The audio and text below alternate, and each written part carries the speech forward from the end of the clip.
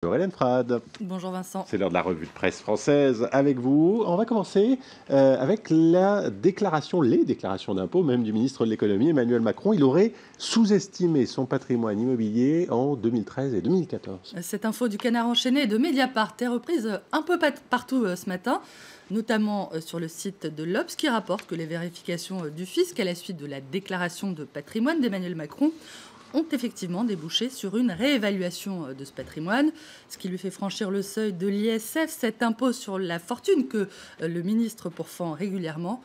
Théoriquement, cette procédure de vérification fiscale est couverte par le secret, rappelle l'Obs, qui estime que le fait que celle-ci ait fuité dit assez que quelqu'un à Bercy ou encore au sommet de l'État a décidé de régler ses comptes avec Emmanuel Macron, je cite.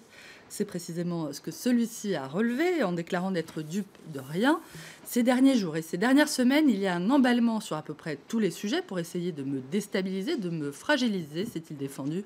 Emmanuel Macron vient de se retrouver, on le sait, au cœur d'une polémique après sa rencontre avec des syndicalistes, des opposants à la loi travail, auxquels il a déclaré que la meilleure façon de se payer un costard, c'est de travailler. Ouais, la mobilisation contre cette loi travail, la loi El Khomri, il en est toujours beaucoup question ce matin dans la presse. Ces détracteurs continuent d'accuser le gouvernement d'avoir pour objectif caché la destruction du Code du travail et la baisse des salaires. Accusation répétée par l'Humanité qui assure également que le rôle protecteur des branches professionnelles est depuis longtemps dans la ligne de mire de Matignon. Le gouvernement, lui, campe sur ses positions. Pas question de retirer la loi. Mais oui, en revanche, à des gestes ciblés en faveur des enseignants, des chercheurs, des intermittents et de la SNCF. D'après les Échos, le montant des cadeaux de Hollande est évalué par Bercy à 4 milliards d'euros, mais la facture montera ensuite une augmentation des dépenses qui ne va pas faciliter l'élaboration du budget 2017, année au cours de laquelle Paris s'est engagé à ramener le déficit sous les 3%. Une tâche d'autant plus compliquée que François Hollande a également promis une nouvelle baisse d'impôts pour les ménages modestes, commentent les Échos.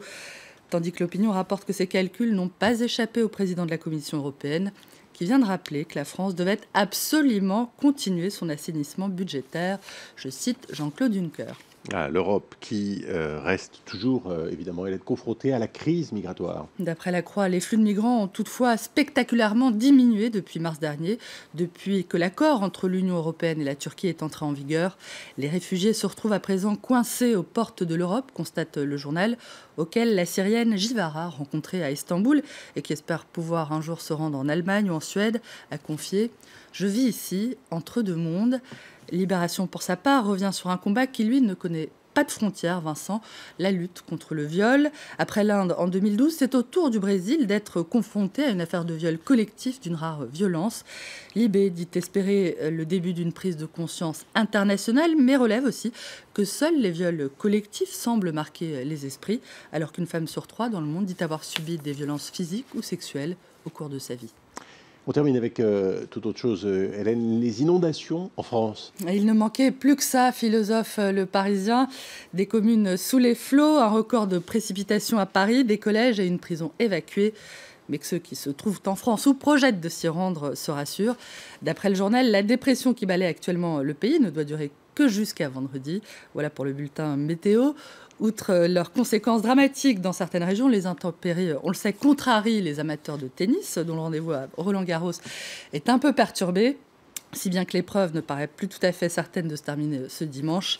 À Roland-Garros, sous le charme incertain de Paris sous la pluie, soupire Slate, qui voit dans le cru 2016, ce Roland-Garros humide et frais, une édition qui paraît être dans le ton de l'actuel climat de loose nationale, dans une France agitée, à sec de carburant et en froid avec elle-même.